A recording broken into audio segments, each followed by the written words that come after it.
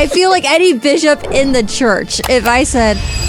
Or even if they just lose their faith in the church or drink a cup of coffee. I drank a cup of coffee. I think they would be like, is that it? It was like 5 years ago. He was making almost $500,000. I think it's really ironic, honestly, and just kind of pitiful, the fact that he's like, this is tearing families apart. He's just contradicting himself. At the end of the day, like, temples, we do need to protect the sacred ordinances, and so it's not meant to exclude, but it's meant to include family. John's making it seem like they're sitting with a dunce cap and that they hate being there, and it's like, I'm forced to come to this wedding, and no, it's not like that. Well, I'm pretty sure the word profane, like the root just means outside of the temple, and that's all over like religion that you need to have like follow at least at some level of like being good in order to get in these holy places. Am I wrong though? Tell me, am I wrong? No, I don't think you're wrong. And I also think a big part is whenever you say a lie enough times or like think of a lie, your brain starts like believing it. Like, I just think he's built up just this skew of lies where I think he genuinely believes most things that he's saying, even though he had a 40-year career as a Mormon. How much exposure are the young people of the church getting to this now? Every single person who has access to the internet. You can't just come across those things like all the time because it does like saturate your feed so much. Because I mean, you can just keep scrolling and just be like, okay, but then any person who values their faith will start to question some of the things you see. This episode is brought to you by tiny3dtemples.com. For a discount to everything in their online store, please check out the coupon codes in the description below. Welcome, ladies and gentlemen, back to Word Radio. I am your host, Cardinellis. Today I'm joined in the studio by the boys from No Unhallowed Hand. We got Joe and Drew here, as well as Britney the Shadow and Austin Falter of Falter Media. And today, what are we doing today, guys? We are debunking anti-Mormon John Dehlin. Wow, the gift that keeps on giving. It's like CNN and anti-Trumpism. You know, it's just, it keeps on. What did he say this time? Who put this in the Discord? I don't know. It's on TikTok. Okay. Oh, it's he's making shorts now. Look at this guy. Oh, it crawled in on its own 2 feet. Look at this guy. Okay. Well, let's see what he has to say. You know, the nice thing about analyzing John Dehlin's TikTok shorts is we used to have to go through like 3 or 4 hours of the most boring anti-Mormonism to like get the clips and then like analyze. So now at least he's shortening his lies and his misrepresentations into much more digestible sound bites. Actually, you know what? He's going the personal brand route. If you click on this account here, this isn't the Mormon Stories podcast. This is Dr. John Dehlin making short form content for TikTok. Okay, I hope he's getting better at that. There's no upside to anti-Mormonism. There just really isn't. Well, actually, no, there is. There's self-aggrandizement, and he's made a lot of money off of this. Like, the financial incentive to go anti-Mormon it's insane. It's insane. I mean, you look, oh my goodness gracious. What was it? It was like 5 years ago. He was making almost $500,000. Like, he still had volunteers working for him too. That's yeah, crazy. I think in the 1090s, the official pay was like $374,000 or $347,000 a year, but he has a pension and medical benefits and boom, boom, boom, boom, boom. Things that the package is basically nearly $500,000 Pays off to be a year. A doctor, doesn't it? Yeah, for real. Exactly. So anyway, a doctor that's can only practice under a life coach degree. So, certificate. Wow. So, it was a whole debacle. You can look up our earliest stuff on him. We don't have to rehash it out. This is disappointing. Okay, let's get to it. Let's get to it. See what he has to say here. All right. So here is one Dr. John Dehlin. The video is titled, there's no title. Oh, yeah, it's not YouTube. It's TikTok. So there's no title on the video. Okay, so here we go. Let's see what he has to say from the beginning. 3, 2, 1, Church go. claims to care deeply about families, but this is deceptive. Did you know that a Mormon parent is not allowed to attend the wedding of their own daughter or son if they don't give 10% of their annual income to the church? Okay, that's actually not true. That is the most cynical twisting of a social phenomenon that I did not agree with. Okay. But there was a period of time after the sexual revolution where there's definitely pressure on people to get married in the temple, and you can only attend a wedding or a sealing, it's technically called, in the temple if you're a member of the Church of Jesus Christ of Latter-day Saints with a temple recommend. And most weddings for all of Mormon history happened before that temple sealing. It wasn't until after some of the social upheaval of the 60s and the sexual revolution of the 60s that there was pressure to get married and sealed on the same day, which meant in some part-man member families where there was a convert who was a very zealous member that also wanted to get married on the same day that they were sealed, technically any members of the extended family that were not members of the church with the temple recommend could not see the actual ceremony if they were done together. But this was a extreme minority of members of the church. We are already a worldwide church. This is mostly an American problem, and it has since been resolved, and he knows this. He knows this. The rhetoric towards getting sealed and married on the same day is not the same as it was in the 60s. And the proof is the weddings we all go to. When's the last time you went to a sealing that was done on the same day, or have you been going to mostly weddings? My cousin just got married, and he got married in this field in Heber, Utah, and it was beautiful and it was fun, and everybody got to go, and his wife that was a convert got to go with, be walked down the aisle by her dad and everything. You know, elopements are still in after COVID. Like they got really popular, right? Because it's like, what do you do? Well, I guess we'll just elope. We can't wait. So anyway, this is a misrepresentation that is in such the extreme, it could only be motivated by trying to make the Mormon church look extreme, which it is not. So this is unfair and it's dishonest, in my opinion. You said this to me before, Cardin, but which prophet was the first one to get sealed and married on the same day? Oh, because it was like Thomas S. Monson? Yeah, like it was pretty more recent. More recent. Yeah, so Howard W. Hunter waited like 14 years, I think, before he was sealed after he was married. Gordon and Marjorie Hinckley famously waited about 7 or 8 years. Thomas S. Monson was the first president of the church that was sealed the same day that he was married. And he was only, 2 prophets ago? Yeah. Wow. You know? So wow. This is at best dishonest. The first 20 prophets of our faith got sealed a different day from the time they were married. This is not a cultural practice that is anything other than a modern reaction that boomers had to the sexual revolution of the 60s. And do I think it was an overcorrection? Yes. Do I think it was incorrect? Yes. But to say that this is a deceptive practice that we say we're all about the family. Hey, hold on. We got to get these unhollowed hand guys in here. Let's finish the reel and then give them a chance here. Okay, here we go. Or even if they just lose their faith in the church or drink a cup of coffee. Oh, gosh. I'm sorry. Instead, Let they him sit go. outside the Mormon temple in shame while their son or daughter gets married with a dunce inside cap. with the rest of the devout Mormon family members. I'm not making this up. Ask any Mormon. This is spiritual extortion, and it is shaming to non-believers and non-members and destructive to family unity. Dude, this is not extortion. This is home wrecking for profit. If anything is anti-family, it's this guy purposefully trying to scare off people that might have members of their family that are getting married to Mormons into thinking that they're joining some kind of crazy cult that hates them. And the only reason why the church actually got rid of the practice of sealing on the same day that they did weddings was because they are so pro-family. And also... the whole dubious, if they have a cup of coffee, right?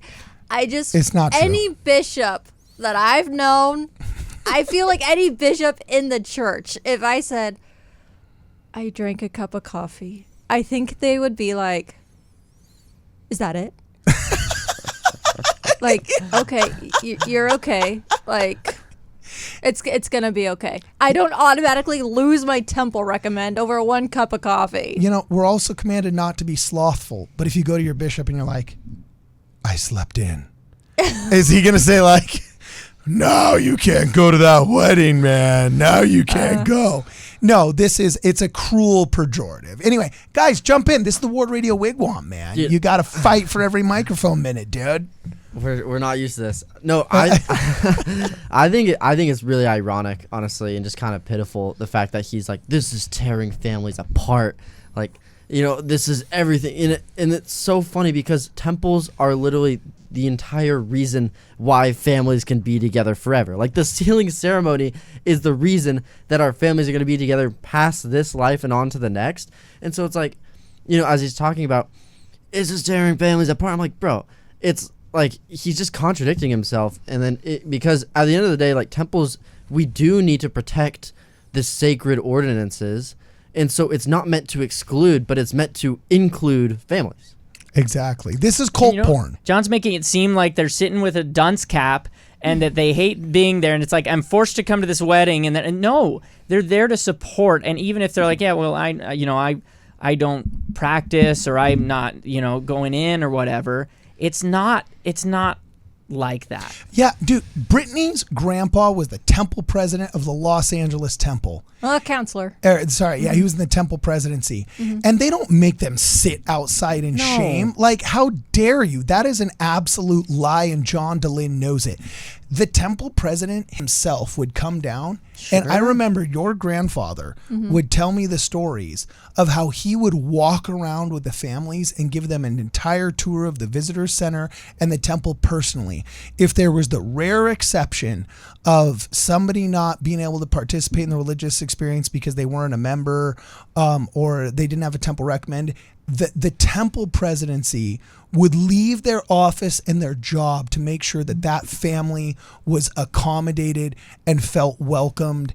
And I did not like the policy. There was indeed a brief period of time where there was a policy that I felt was backwards, and I've been very vocal about that on this program. But for him to say that we're shaming people for a cup of coffee and not paying that is cult pornography. It is not reporting. Church.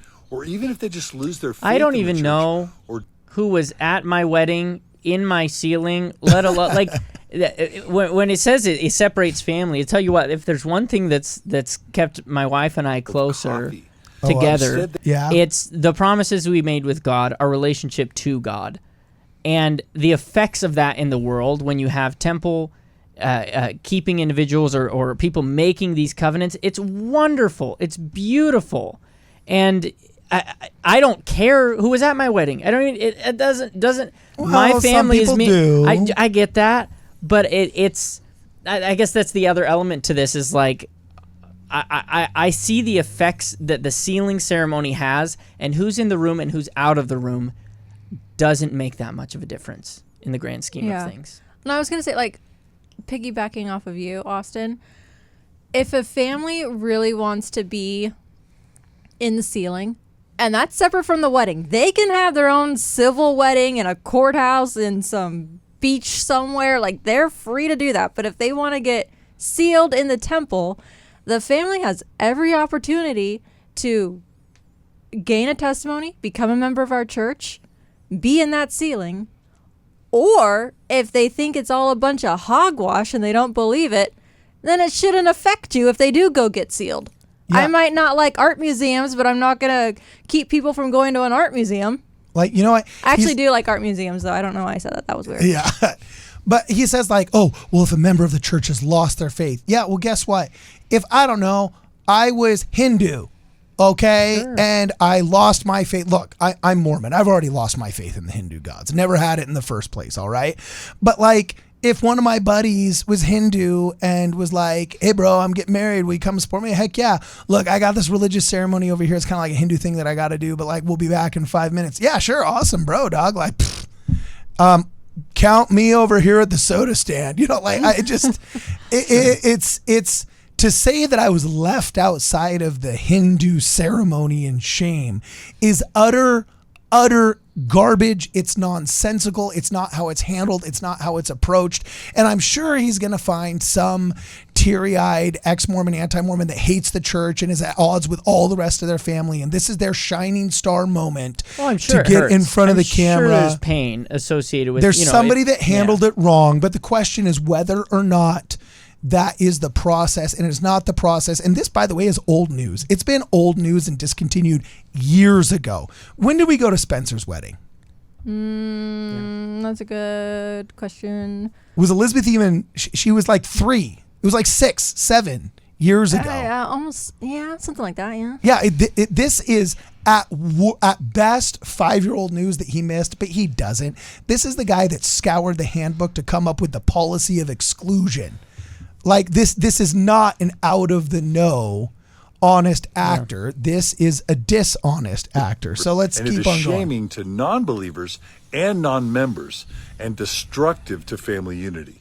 I spent 46 years of my life as a Mormon, and in my experience, the Mormon Church divides way more families than it unites. Okay, well, he's going against everything else he said when we were in the Jubilee debate, and this was not publicized.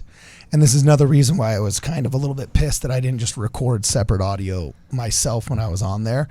But he said, I've never been able to create, they asked, is there something, to the ex-Mormons, they asked, is there something that you like or miss about the church? And he said, I've never been able to create the same community that the church creates. Basically, it's really good for families. It really unites people. And I've never been able to do that no matter how hard I try in my ex-Mormon foray, right? So this betrays... So he's doing the whole lie and subscribe. Yep, exactly. Wait, you got to do that one more time. You weren't on camera. Oh, lie and subscribe. Yeah, exactly. It's just dishonest. But there's a cash bias and a reward for this. So I don't know. I'm talking way too much. I get opinionated with John Dehlin. You guys go. For podcasters, you're not very loud. Well, he's like, oh, how do I respond to that? Gosh. Yeah, so keep going. I think with this is, I mean, he's kind of painting it as some like subversive plot that the church has in order to get people to join, as in saying, oh, we're going to exclude you from these things that you want to be at just because you're not like a part of our church. And then obviously, it's as simple as like the temple is just not everyone's allowed in there. You see that across not every religion, most religions. And then if you go into the word profane, like the history of what it means, it literally means outside of the temple. Like, I'm pretty sure you can search it up. I forgot. I heard it on some podcast, I'll look it up. Okay. But I'm pretty sure the word profane, like the root just means outside of the temple, and that's all over like ancient like religion, whatever, that you need to have like follow at least at some level of like being good in order to get in these holy places.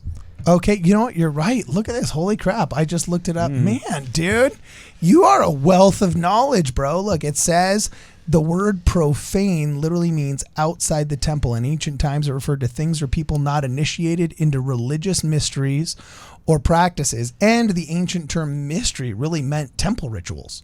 Yeah. Like the mysteries of God were actually like the temple initiation practices of God, and it was euphemized in the Greek as mysteries, but that actually meant temple ceremonies.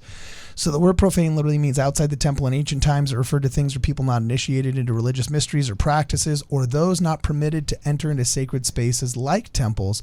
This original meaning laid the groundwork for a broader understanding of profane as something secular, irreverent, or disrespectful towards what is considered sacred. Bro, home run, man. Yeah, so I mean, it's really just as simple as that. Like, he knows it's a simple concept, and he knows it makes sense, like religiously and like theologically and like all that kind of stuff. But I mean, obviously, he needs to fit his little narrative that Mormonism is some sort of destructive, like social, I don't know, like anomaly that needs to be eradicated from the face of the earth. And so he's just going to twist everything that he knows is wrong to fit that narrative. Why would he do that, though? Now let's play the devil's advocate. Why would he do that? What's in it for him? Money. Yeah, keep the money flowing. And I'm sure he has experience. He's been hurt. Yeah, I was about to say, I'm sure he has experience. Like, I know he believes what he's doing is right. Has he, though? I've followed John Dehlin for a long time, and I watched his eyes start gleaming the first time he had a video go viral and saw it get like 10,000 or 100,000 views, and how I think it was the celebrity. Well, I think that he truly believes what he's doing is right.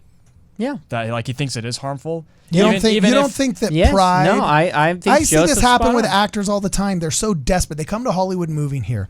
They're members of the church, but they're so desperate and traumatized because daddy wouldn't let them join the dance team, or because mommy didn't think they could do whatever. And they're so desirous, like, I have to get famous to get back at my uncle that doubted me or whatever, that they're willing to literally do anything. And their pride and their jealousy they're just ego consumes them into sacrificing anything to get that gig, and they just it's the biggest woke mind virus. I don't doubt that he's willing to stoop lower than he should, but I don't think it's out of a greed or celebrity or anything. Yeah, like I mean, what did he do? He went to Utah State to get a fake doctorate, and then he also like went on TED Talk at Utah State talking about how like harmful the church is, like the LGBTs or whatever. Based off of his fake. He's been on a mission. Based off He's his been fake on a research. mission for a long time. Yeah. So but you have to ask yourself. I mean, before you see, this is the thing Mormons do. Hey guys, we're going to press pause just for 1 second to thank a sponsor, none other than scripturenotes.com, the coolest way to read your guys' scriptures online. If you guys want to receive a small discount on Scripture Notes, you can actually use the code WARDRADIO and you'll get a 14-day free trial to Scripture Notes. Totally worth it, totally awesome. I use it in every episode. Now, back to the episode. It's like, we refuse to admit that just evil exists. Like, people all the time, they say, like, why'd you call so-and-so an anti-Mormon? I'm like, well, because he's an anti-Mormon. Like, literally, his entire personality, he's his an entire anti-Mormon. online... Yeah, he's an anti-Mormon. Sure.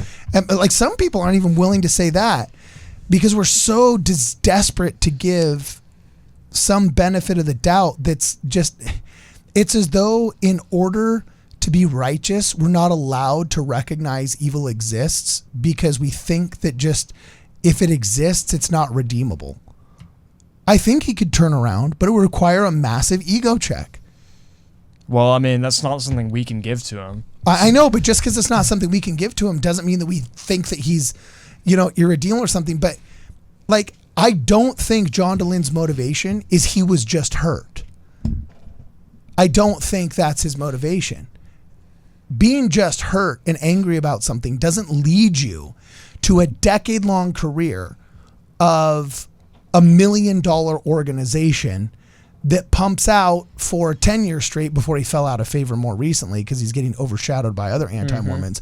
But he was the most relevant anti-Mormon for, I'd say, a solid 7 or 8 years and helped assist hundreds of thousands of people in losing their testimonies, losing their faith, or their trust in the Mormon church, and furthered all kinds of hyper-toxic narratives about family life in the church, the doctrine of the church, the about institution of the Jesus, church, and everything. So really, that's not just because he had a disagreement with Bishop Allred. That's not just because he didn't see eye to eye with his elders quorum. What's another bias and motive strong enough to make you maintain 10 years of that level of toxicity? Money. Can you name anything else that would? Isn't that what he said in the very beginning? Money. Oh, jeez, brutal, man. 10% of your income hurts when you're making. Yeah, that's for him. That's 35 grand. I don't know. I want to do that. So okay, cool. So I mean, am I wrong though? Tell me, am I wrong?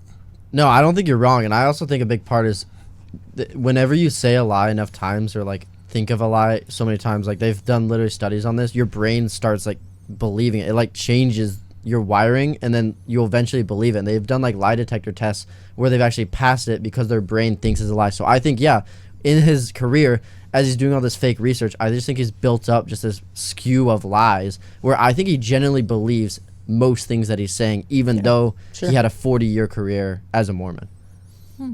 And I hate it when antis say that, like, oh, I was baptized or I went through the temple, because just because you like went through the steps of Mormonism doesn't mean you know crap. Like, I know like 60, 50-year-olds in my ward who don't know anything. And then like even if you go through the endowment ceremony, like I know more, I'm not endowed, I know more than some people who have been endowed.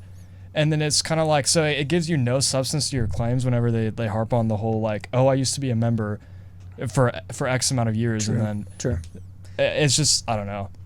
Is he still relevant with young people? No. No. No. Not at all. I hope you hear this, John. No one cares about it. Hey, jeez. Let's just not stoop so low, but that felt really good to hear. No, I'm just kidding. But he isn't though. Not at all. I didn't know the name if it weren't for my friends here at Order 80. I wouldn't know the name. No one wants to go and watch 3-hour YouTube videos of him talking about the same thing over and over. See, that's actually been one of my only reluctances to debunk some of his videos as well, because I just noticed he was just so completely falling out of relevance. I almost wondered. But hey, he's making a TikTok comeback here with this personal brand. I think he's relevant enough where he's gonna get an invite to Joseph's and I's weddings. I'll tell you that. Well, We'll let him know. Oh, no, but he has to sit. He has to sit outside the He temple does. and No, shave with the dog. I'm gonna invite all my friends that have funny. toddlers running around, and he's gonna be the only guy out there just keeping charge of all the kids. He was that can't never go gonna in. have grandchildren. You know what I'm saying? Because he sacrificed his family life to woke. Jeez, man, that is brutal, dude. That is brutal. Is he influential? Absolutely. I think a lot of the other more relevant voices critical of the church online are look to him as like the grandfather, right? Obviously, he still pulls in a ton of views, although I don't think his viewership is exactly who you would think. It's not like people in faith crises. It's a lot of non-members. Is he influential? Absolutely. Yeah, I don't think he's reaching youth at all. I'll say he's I mean, I came across him. He was. I just say he's not on the front lines anymore. Oh yeah. So like you have like other like Alyssa on front lines. There's just other people who are kind of working more of the social media sides of things. And then you get to John Dehlin stuff. Like I got really roped into like whenever he had like Dan Vogel on, like the more like academic approaches to anti-Mormonism. I watched a lot of those, but it was only later on. It wasn't the first thing I saw because I don't know. It was freaking boring. And wow, this is crazy because you kind of had your faith crisis and you went inactive for a while, Yeah. and then you basically intellectually came back. Now what's wild is so you were inactive only like 2 years ago, and now where do you work again? the Maxwell Institute. Yeah. Oh, baby. As a 17-year-old. Oh yeah, that's. Do they know you're 17? Yeah, And you're a researcher at the Maxwell Institute. for the one and only Terrell Givens. Oh my gosh, dude, that's cool, man. That's cool. So 2 years crazy. ago, you were basically out of the church. and I'd say even a year ago. Yeah, it was a year ago. So how do we know you're here to stay, bro? I don't know. No, I'm just kidding. I might pack up my things and leave tomorrow. No, that is wild. Where do you work too? I forgot. Where do you work? I work at HXP. It's a humanitarian organization. Oh, that's like sick. Baylor, right? Yeah, dude, I work with Baylor. It's freaking stud. Oh, dude, wait, man, we gotta make some videos. Yeah, Although that's cool. Those trips are pricey, but I actually think they are very well priced for what they offer. Oh, dude, the experience is priceless. Yeah, I want to 100%. actually do that. I want to see if I can't get one of my sons. That's nuts. That sounds like a really cool like EFY. I don't know. It's like a Utah thing, right? Or is Yes it? and no. I did it when I lived in Texas, but yeah, Really? I feel like it's majority of the kids that go are from Utah. Yeah, I don't know why they don't publicize this more. Like living in California, we're just not in the Mormon pop culture pipeline as much. So I gotta show you this HBX thing that Baylor showed me, babe. It's pretty dang cool. I want to do it with Ryder and you or and Elizabeth or something. It'll be pretty cool. So I totally went. We went down the rabbit hole of where you guys work, but I can't remember what we were saying about John Dehlin. Oh yeah, is he relevant anymore? And then you had said no, and I was asking like, what part of the process is John Dehlin in anti-Mormonism now? You say he's not on the front lines. No, but he's not your first exposure. Like he's definitely not the first exposure, but as you're getting deeper into it, then you come across his stuff because he's been doing it for so long and he has so much stuff on it. And a lot of, I don't know, if you're someone who's investigating the claims of anti-Mormonism, a lot of good stuff, and I say good in that context, not in morally good, but it's definitely something. It'll come if you're going on a deep dive of anti-Mormonism. It comes up. Okay, so as the in-house lazy learner that veered off of the path into the cloud of darkness spoken of in the Iron Rod. I'm just kidding. That's me. Well, yeah. Drew's like, me too. Guilty as charged. Guilty as charged. What is the front lines? Like, who do you think are the most effective anti-Mormons right now? One of the first episodes I did with Kwaku L was Kwaku's Guide to Anti-Mormons, and he just gave me a run-through because I was a baby to all of this. That's Gen Z. From a Gen Alpha perspective, who are the most effective anti-Mormons? You have Alyssa Grenfell. Alyssa's huge. She wasn't one for me, but I see she is reaching a lot of young people. Jeremy Reynolds with his, load of crap and CES letter is still a huge one. because that's what everyone points you to still. They still say, oh, just go read this.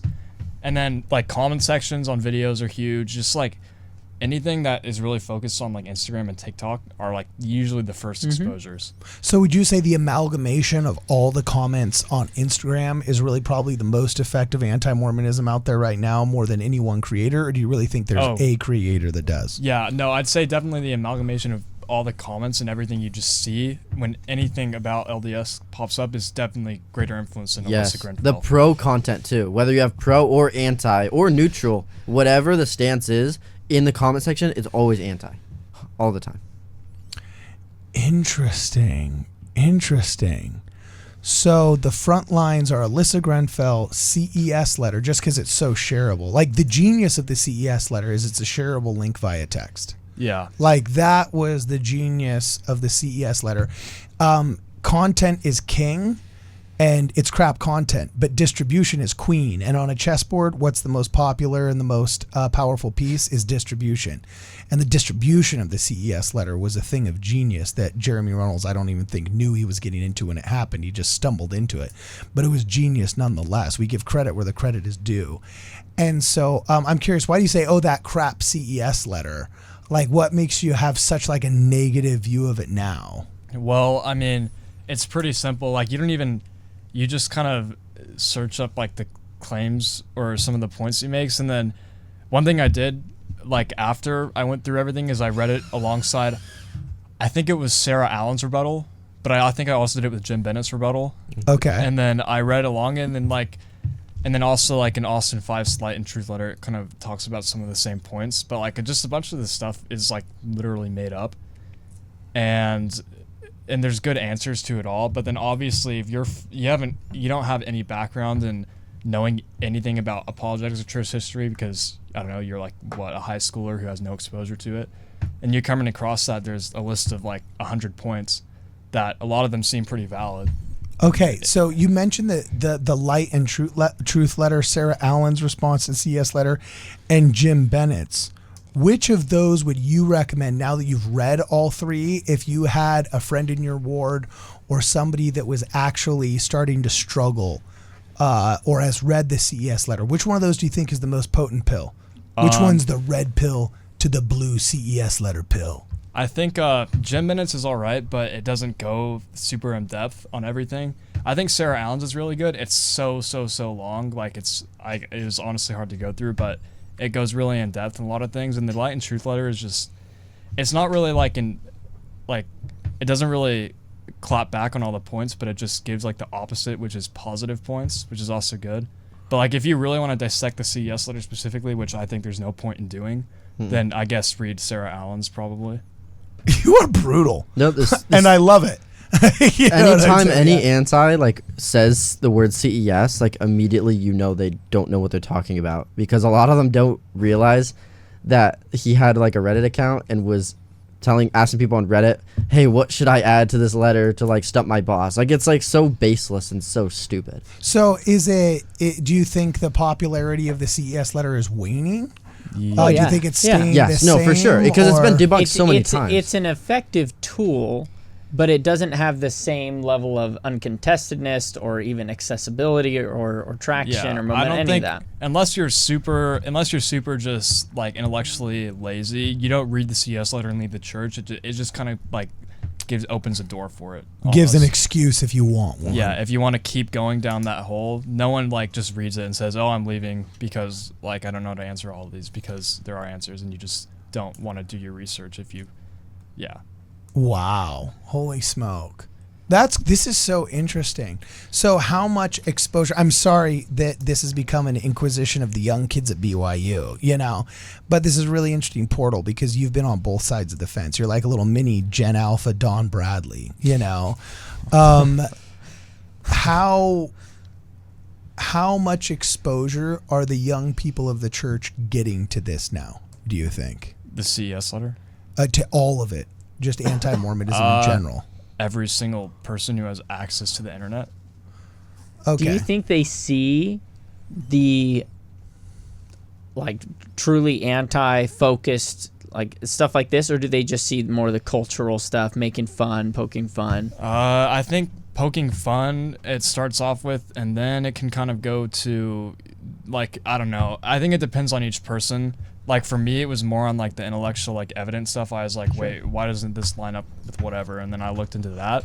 It could be different for everyone, but I think a lot of it is, it's like the Anti-Mormon short video content, like, covers a lot. Like, it goes, the social stuff, it also goes through, like, you see short videos about, oh, they think they have horses in the Book of Mormon. Sure. And then it just kind of opens the door for more in-depth research if you care that much to look more into it.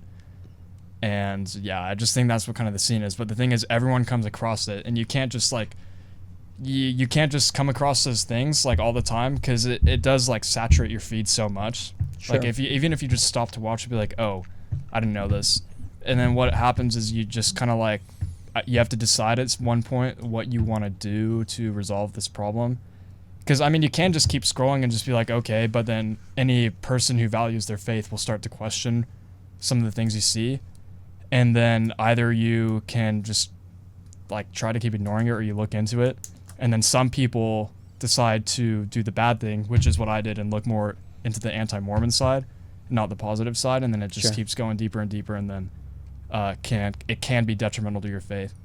So, Drew, how did you overcome whatever doubts you had as a result of exposure to Alyssa Grenfell, the CES letter, so on and so forth? Like, what was your turnaround? Mine was a lot of, I started listening to some pro podcasts. Yeah, I mean, Joseph makes a really good point. How do you tell the difference between a counterfeit bill and a real bill? Is you don't study the counterfeits, you study the real ones. And so I feel like that's kind of how I did it, is whenever I was very emotional in my falling away and coming back, and kind of on my rise, I knew I needed to study the other side. And so that's why I started just listening to, like, dude, Follow Him by Hank Smith and John By the Way was just like, really? Dude, they're insane. Shout out to the old cronies, dude, man. Come follow me. Come follow. You're the first person that's mentioned to come follow me. Look, their ratio at this point is like $10,000 per minute of like. They do a lot of good. They do a lot of good. I've never heard that in my life. I've never met a non-boomer that listened to John By the Way and Hank Smith on Come Follow Me. And I didn't expect myself to get into it, but it was honestly like, as I was kind of starting my podcast, it was like, well, I need to like know my crap, and these boys are like, they know their stuff. And so I literally just searched up like LDS podcast, and I started listening to them, but like it was just kind of little things.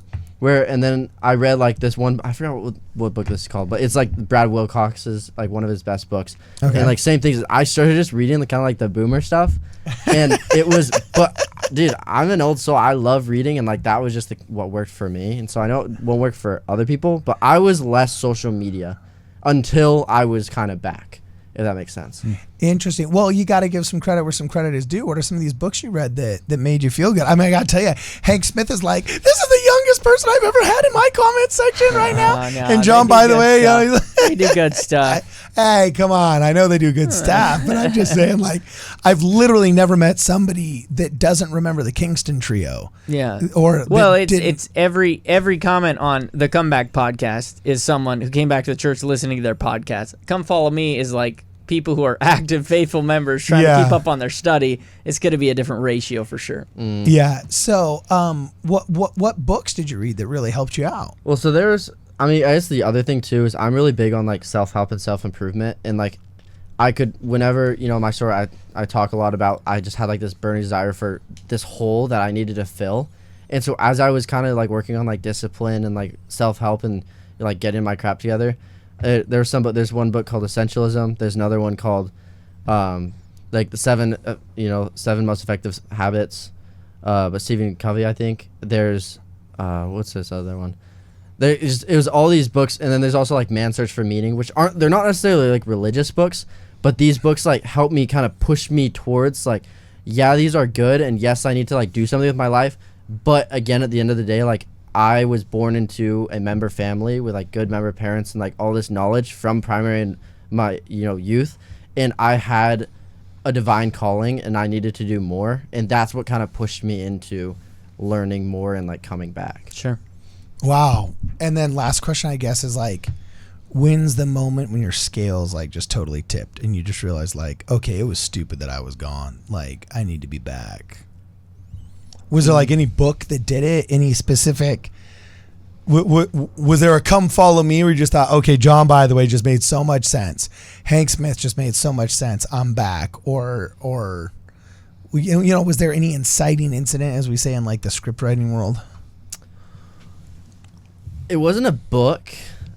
I mean, it was honestly a podcast episode. Is that weird to say? No, that's legit. I was recording a podcast episode, and it was our very first non-member guest that we had on, and his name's Rocky. Is Rocky and Yoska. Okay, they're from Alaska. I think they now live in Houston or whatever. But so they were Christians, and they've actually a really cool story. They've put in over 40,000 Christian chaplains in schools to like help out kids emotionally. And wow, yeah, it's a really cool mission. Like, they're doing good in this world, and good for them. But what I found interesting is, as he was going through his life story, this guy had not one but two lifelong prison sentences, and one in Mexico and the other one in Honduras, for attempting to overthrow the government and like illegal distribution of weaponry and drugs. And like, as he was kind of going through his story, it was so sick. Like, we still have the episode posted if you want to go watch it. Okay. But it was like one of those moments where, as we were just going through this, and I could tell like something, like as good as his story and his turnaround had been, I was like, what if I kind of came around on the self-help and this discipline, and I stayed in these like evangs, and I stayed in these Christian mega churches in Texas? Like, what would have happened? It would have been good, but not great. And like, I could feel the great in my studies with the church, and listening to these podcasts, and going back to church, and like actually buying in to my faith. And that's where I kind of was like, this is good, and like good for Rocky, and I'm so proud of him, but like there's more, and it feels better. Wow, that's cool. That's good. By the way, big shout out to Joseph here. I know he's been looking and wiggling around and kind of just trying to get comfortable. Show him what you're sitting on, bro. Show. Before you think he's looking at his watch and just wanted to get the heck out of here. Yeah. He got the bad chair. So he's sitting on an Osmo Pocket 3 and a couch cushion. So he's probably just like, oh mercy, when do I get done with this podcast? So we gotta let these guys go. They got another essay to write for. Yeah, we're gonna end it right there. We got our bedtime. They got bedtime coming up here. But this was great, guys. Thank you so much for hanging out with us. How can people find your podcast? We're predominantly short form right now, because that's kind of our audience. So we're going to be on TikTok and Instagram. So if you're listening, tell your kids about us, whether in high school or college. Like, we're all for it. But we're also on Spotify, Amazon Music, Apple Podcasts, YouTube, you name it, we're on it. We do long form too. We're pretty new, so be ready for some upcoming episodes. It'll be fun. Cool. Awesome. All right. Sick. So any other questions? Anybody else? Did we miss anything? Nothing? Okay, great. If you guys want to support the channel, please make sure you check us out on Venmo and on Zelle. We also have an Amazon wish list. We're trying to pick up an Osmo 360, if that's still available on the Amazon wish list. Somebody bought us the microphones already, which was very generous of them, and we thank you. Links for those will be in the description as well. Either way, it's been real and it's been fun. It's been real fun. For this and more, please check us out at wardradio.com.